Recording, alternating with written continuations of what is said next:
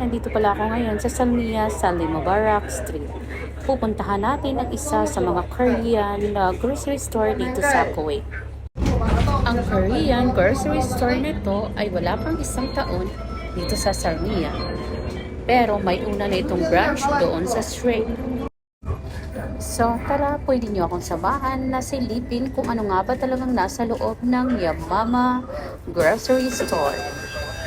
Ang Yamama ay isang grocery Korean store dito sa Kuwait. At dahil mahilig na rin sa Korean food, ang mga tao dito ay dinadagsa ito ng maraming customer. Hindi lang Asian, kundi Arab din. At kahit hindi ako mahilig sa Korean foods, ay kinahihiligan ko na rin ito. Lalo na yung mga spicy na noodles nila. Isa-isahin muna natin ang pwedeng bibili